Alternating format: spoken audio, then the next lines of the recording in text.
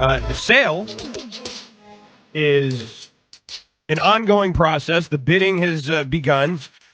Wick did speak on this a little bit. Yesterday, he doubled down on his intention to continue as the governor of the Celtics through 2028. And when asked about the sale, he said it's underway. There's a lot of interest. This was on a conference call with reporters after the White House ceremony on the South Lawn there. He said, one comment I guess I would like to limit it to that I would say the plan is that I will stay in charge for 3 more years. That's what's laid out, and we'll go from there. Having said that, I think I'd rather talk about this team we have in front of us right now that has the capacity to contend again. I think we're contenders this year, and we can be contenders in the future, and that's what I'm most excited about. We know, Wick. We know that's what you've put together here. We know that that's what's prompted the sale, the fact that you're facing a $500 million tax bill for this roster. And Tim Bontemps wrote about it. He said in December of 2023, Mark Cuban said something similar. After selling his controlling stake to the Mavericks, Cuban insisted that he, and not new owner Patrick Dumont, would be running basketball operations. Not surprisingly, after paying a valuation of more than $4 billion for the controlling stake in the franchise, it was Dumont who was accepting the Western Conference Championship trophy when Dallas went back to the NBA Finals this spring.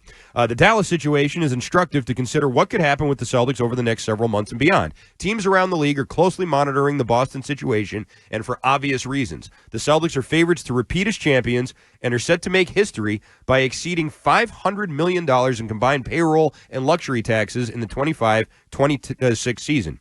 With the expectation among sources that the Celtics will fetch more than the Mavericks did, expect whoever is buying the team to have a huge say in that decision. As for Grossbeck's plan, we'll see.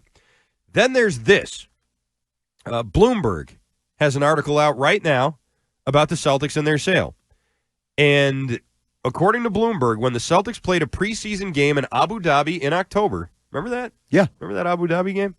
Wick Grossbeck met with one of the United Arab Emirates sovereign wealth funds about a possible deal. According to NBA rules, sovereign wealth funds can only own 20% of a team. The Grossbecks own a 31% stake in the Celtics. Irv Grossbeck owns 20% of the team. Could the United Arab Emirates buy him out? And I'm reading now from the Twitter feed of Cameron Tabatabai. And I'm sorry if I'm pronouncing that wrong. He writes for Celtics Wire, and he says, could UAE technically buy out Irv and let Wick maintain the majority position of the club? Rich Gotham wants to stitch together an ownership group. An injection of cash from abroad could be enough to swing the deal. Bloomberg's report said that while the UAE is already engaged with the NBA and a major league sponsor, NBA Cup, for example, they wouldn't want a minority stake in a team. They have existing ties in the NBA as well as European soccer. Qatar owns 5% of the Wizards, and Saudi Arabia right now has the Live Golf and all that other stuff. So there aren't that many American billionaires. There just aren't that many who are there who can buy the Celtics all by themselves. There's Jeff Bezos. There's Elon Musk. There's a couple of guys out there who could do it if they wanted to. But in international settings, there's a lot of money floating around and a lot of people who want in on American sports, especially the NBA. The NBA has, I would say right now, outside of soccer, the most international appeal out of any sport in the world. I mean, the NBA and basketball in general is, in the last 20 years, has completely just lapped almost everybody. Now, in America, they're still behind the NFL, but they're a close second.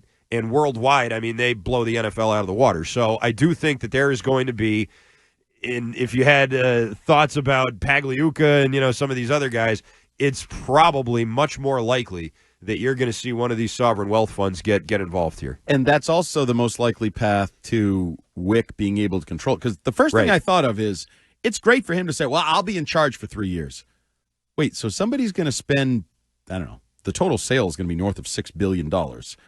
And just let somebody else run it? That's like buying like a mansion and letting somebody sleep in it for the next 3 years.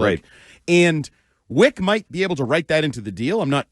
But wouldn't his father have some say there too, where he wants the money? Right. And if it's costing them bidders or it's costing them opportunities because some people don't want to adhere to that sort of a situation where he gets 3 more years running it, I don't really think it's Wick's say. The most likely form would be something like this, because I don't think whatever the Arab, what is it, fund? UAE, the United Arab Emirates Sovereign Wealth Fund. Yeah.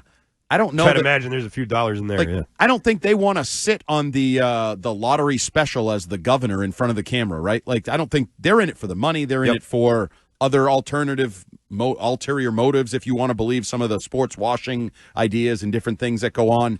I don't think they actually want to be the celebrity owner of the Celtics.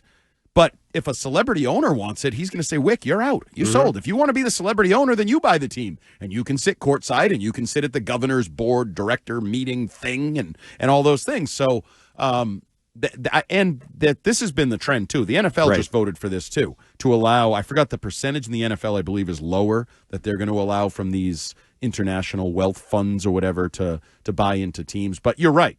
They've all realized that there's such a small group of people that can actually buy these teams that you need to expand the pool of owners. Yeah. The Celtics played preseason games. I'm reading from the Bloomberg article right now. They played preseason games in Abu Dhabi in October as part of the third annual trip to the capital of the UAE. During that trip, Grossbeck met with Mubadala Investment Company, one of the country's sovereign wealth funds, to discuss a potential investment, according to people with knowledge. While Mubadala has yet to decide whether to invest, Bloomberg reported last year that its executives are interested in NBA ownership. However, major Middle East investors are unwilling to take passive stakes in teams at steep valuations that don't offer a say on management.